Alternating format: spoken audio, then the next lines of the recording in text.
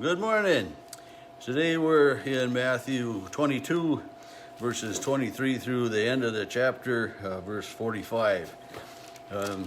And Jesus is, again, in Jerusalem during the final week of his life, and he's been being tested by many groups. And here in verse 23, it says, the same day Sadducees came to him. This is just, the Pharisees have been there questioning him and putting him to the test, trying to figure out who he is. And the Sadducees come with a question. And they say, and they tell us, or Matthew tells us, that the Sadducees didn't believe in the resurrection. They were a group that just, when you die, you're gone. It's just the end.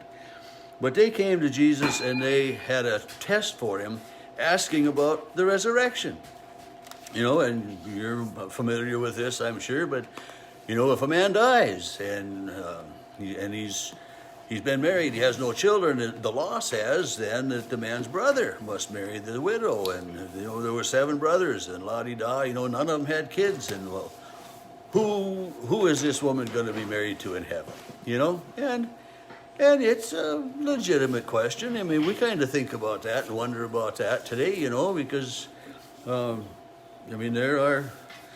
there are people that, they're a widow or a widower and they remarry, and it is a question, and not only a question of eternal life, but, where are we going to bury them, but that wasn't a part of this, but Jesus, his answer to them is that, heaven is different. In heaven, you're not going to get married and be married, and who knows about all of those things? But we trust, we believe that when we die and when we go to heaven, that we're going to recognize our loved ones, and everything that way. But it's just, these people are coming. Yeah, Hunter's along with me this morning. We've been working on the cutting board. We got it all ready to put finish on it. Just about a little bit more sanding on it, and we'll be ready to put some finish on there and get it going. But anyway, Jesus says to them, things are different in heaven. And then he says this, that God is the God of the living, not of the dead. And that's an important thing for us to remember, that God is the God of the living. And, Moses and Elijah are living. And, Elijah and Enoch never died on this earth. They were taken up into heaven alive. So, it's a picture to us of that there is life in heaven, that there is something more than just this.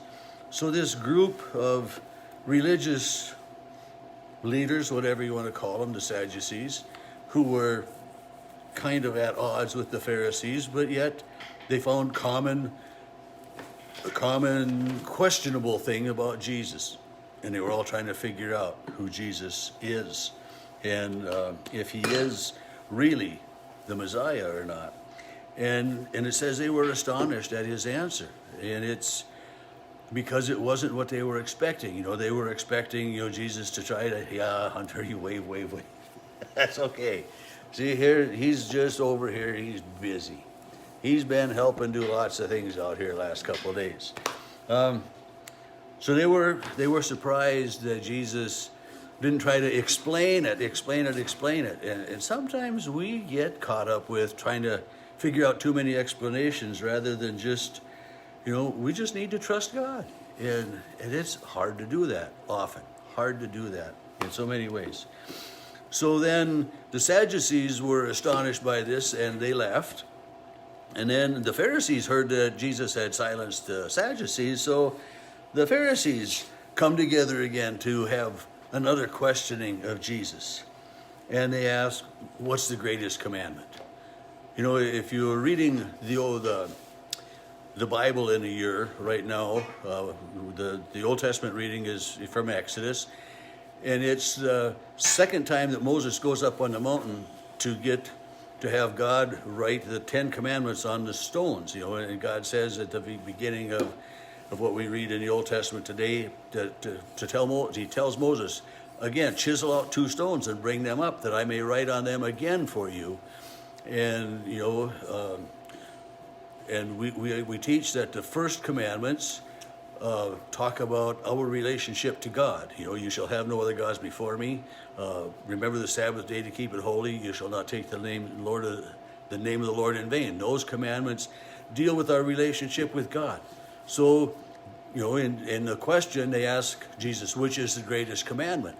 And he says, to love the Lord your God with all your heart, with all your soul, with all your mind. And if we did that, we wouldn't need the rest. He doesn't say that, but, so that, what Jesus says there, the sums up those three commandments of honoring God.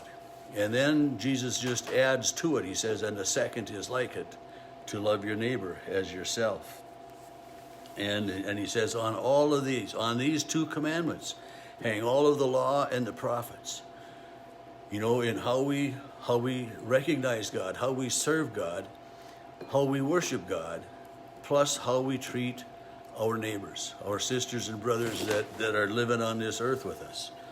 And so Jesus, has it summed up that way. And it's, if you remember back, there was this rich young ruler that came, and asked Jesus about, different things. And Jesus says, ask him, what is the law? And this rich young ruler basically says these same things. So it isn't something brand new.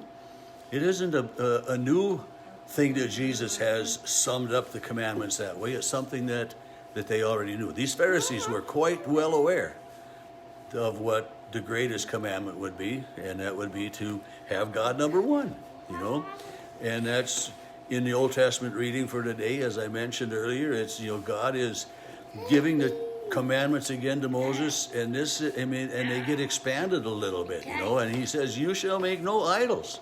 Because remember, the first time that Moses had gotten the 10 Commandments, he was up on the mountain for so long that the Israelites were afraid he was never coming back, and they asked Aaron, Moses' brother, to make gods for them. So he made this huge golden calf that they all worshipped. And God is saying, you shall have no idols. Don't make any idols out of gold or bronze or silver.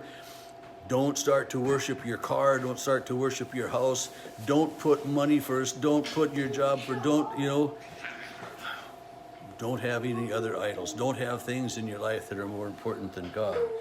And so Jesus is reiterating that, have the Lord your God number one, and your neighbor is just as important as you are. The people you encounter each and every day, treat them the way you'd want to be treated. The golden rule, just right there.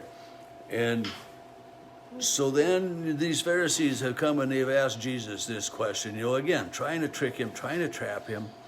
And then Jesus asks them a question in return. He's given them an answer, not just a question again, but he gave them an answer to the greatest commandment. And now he says to them, so what do you think of the Messiah? Whose son is he? Who is the Messiah? He's asking them that straight out question.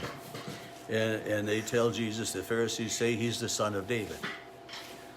Okay, Jesus said if he's the son of David, then why does David call him Lord? And it's, they don't know what to say about that.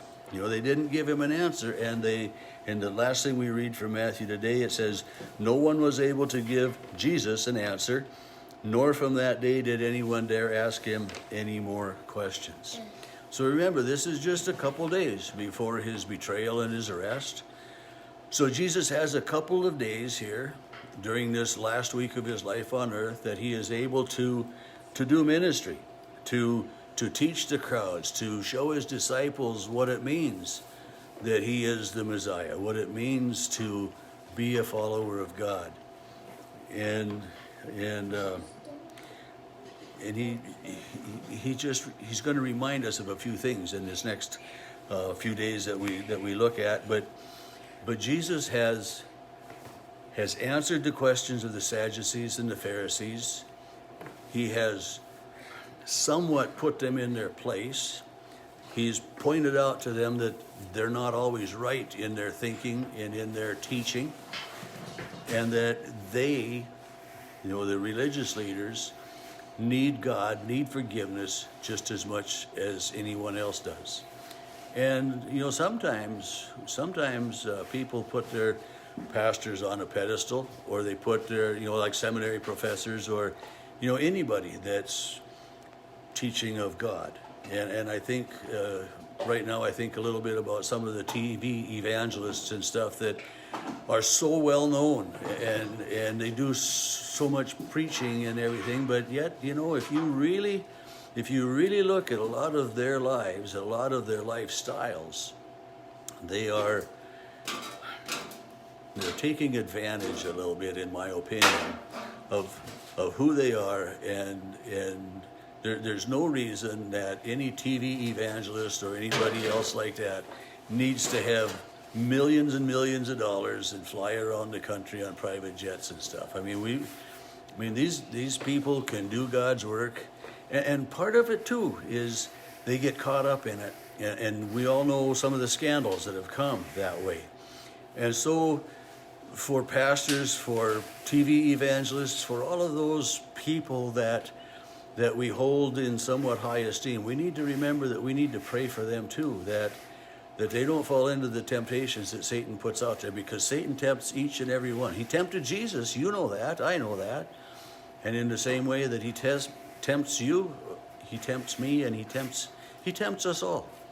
And so, but Jesus is reminding us that we need to not put ourselves above anyone else. And he's telling this, to the scribes, to the Sadducees really, in there when he says, love the Lord your God, love your neighbor as yourself. He's reminding them that the common ordinary person is just as important as they are, and has the same, should be given the same consideration as anyone else.